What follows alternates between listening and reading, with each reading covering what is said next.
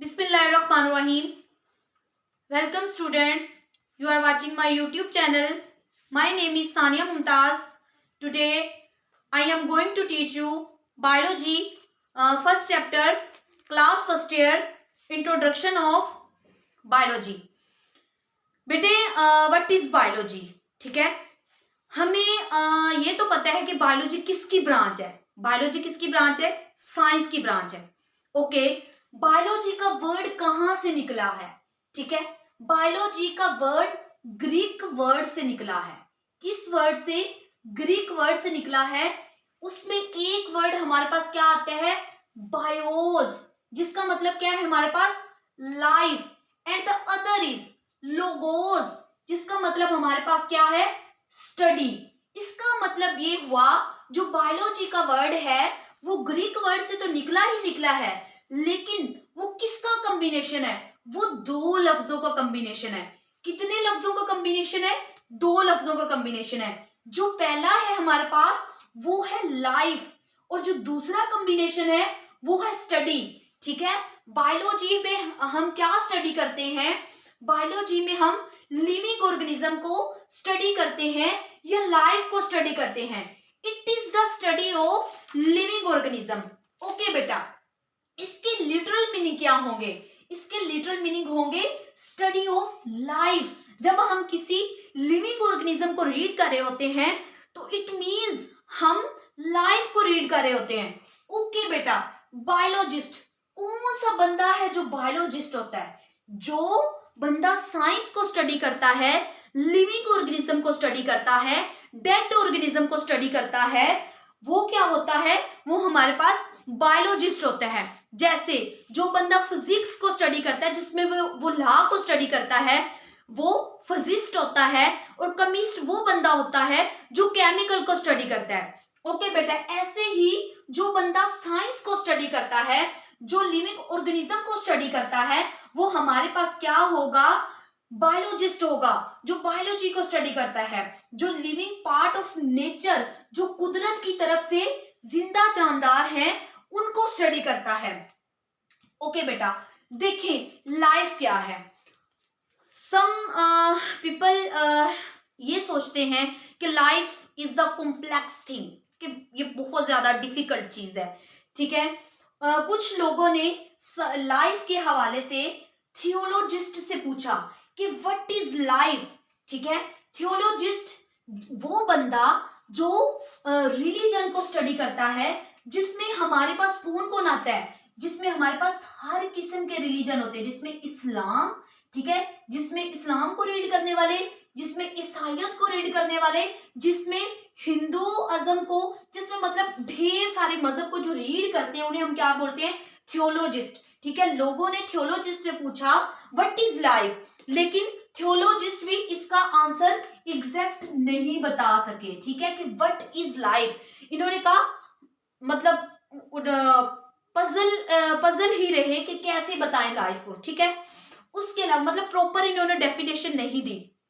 आगे फिलोसफर, ठीक है, वो बंदा जो फिलोसफी को स्टडी करता है, इन्होंने ज्यादा सारे लोगों ने इनसे पूछा कि व्हाट इज लाइफ, लेकिन ये भी लाइफ के बारे में नहीं बता सके. ठीक है, उसके बाद क्या हुआ कि साइंटिस्ट से पूछा गया कि व्हाट इज लाइफ, लाइफ क्या है? साइंटिस्ट ने बताया life is a set of character. ठीक है, लाइफ जिंदगी का ऐसा किरदार है जो फर्क करता है लिविंग ऑर्गेनिज्म को, मतलब कि जिंदा जानदारों को, एंड नॉन लिविंग ऑर्गेनिज्म को. कि लिविंग ऑर्गेनिज्म कैसे जिंदगी गुजार रहे हैं एंड नॉन लिविंग ऑर्गेनिजम्स और डेड ऑर्गेनिज्म. ठीक है, इन सब चीजों में जो फर्क करता है वो साइंस ने हमें बताया कि life is a set of character that distinguish between living organisms and non living organisms. Okay बेटा, आगे हमारे पास लिविंग ऑर्गेनिज्म की क्या करैक्टरिस्टिक होंगी? पहली बात तो लाइफ की डेफिनेशन करना ही बहुत मुश्किल हो गया था. साइंटिस्ट ने स्टडी कर करके बताया कि कैसे इसे रीड कर सकते हैं. ठीक है, नेक्स्ट हमारे पास करैक्टरिस्टिक्स इसकी क्या होंगी? लिविंग ऑर्गेनिज्म की, लिविंग ऑर्गेनिज्म की हमारे पास करैक्टरिस्टिक्स क्या होंगी?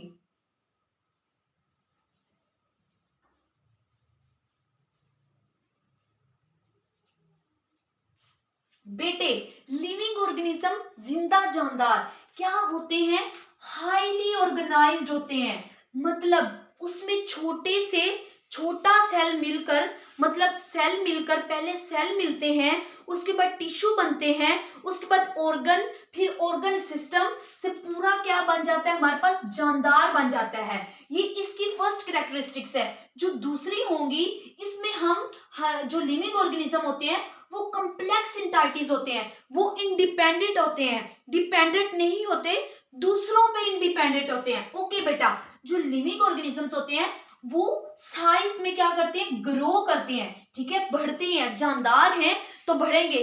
हम ये सोचते हैं कि मतलब 20 से ऊपर चले गई एज, 20-21, तो क्या है कि जी अब तो हम बढ़ ही नहीं रहे। वो कद वगैरह बढ़ने वाली बात नहीं होती बेटे। वो ये होता है कि आप जिस आपके अंदर सेल बन रहे होते हैं, आपके अंदर हार्मोन बन रहे होते हैं, उस हिवाले से आप बढ़ रहे होते हैं, ठीक है।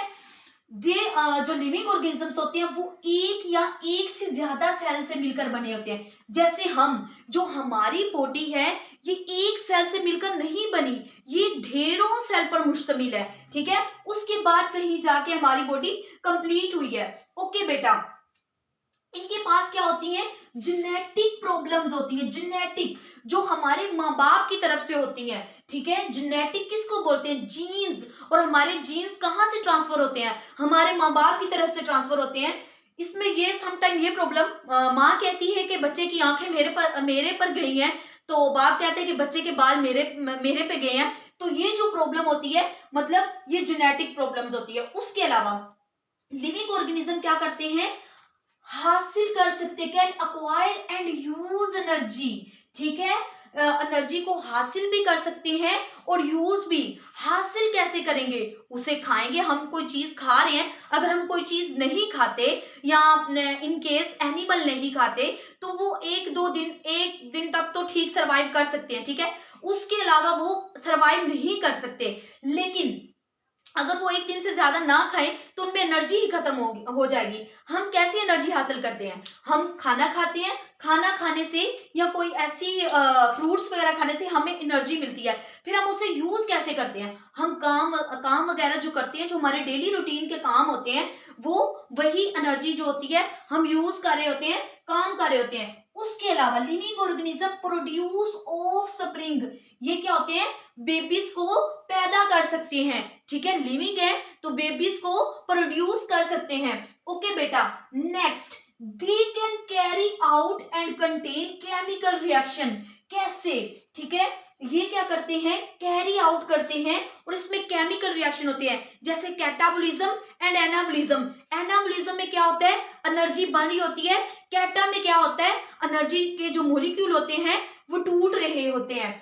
Next, response in environment. Living organisms कैसे इन्वायरमेंट में रिस्पॉन्स करते हैं मेरे बेटा, जब गर्मियां आती हैं तो गर्मियों वाले कपड़े पहनते हैं हम लोग, जब सर्दियां आती हैं तो सर्दियों वाले कपड़े पहनते हैं हम लोग। उसके अलावा जो एनिमल्स वगैरह होते हैं, आप देखेंगे कि गर्मियों में जो उनके ऊपर जो खाल होती है या उनके जो बाल होते हैं वो कम हो जाते हैं। अल्लाह पाक कुदरत है, अल्लाह पाक की कुदरत है कि उनके बाल कम हो जाते हैं गर्मी की वजह से, उनके वो बाल घिर रहे होते हैं। और जब सर्दियां होती हैं तो वही बालों की उनकी ढेर ग्रोथ हो रही होती है, ताकि उनको सर्दी ना लगे। Okay, thanks for watching my video. Allah Hafiz.